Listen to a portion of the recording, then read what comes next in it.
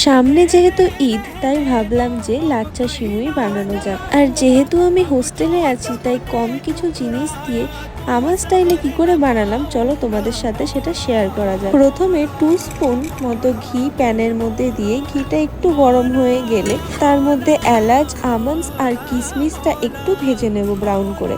দেন আবার সেই প্যানটায় আরেকটু ঘি অ্যাড করে লাচ্ছা সিমুইটাকেও একটু ব্রাউন করে ভেজে নেব।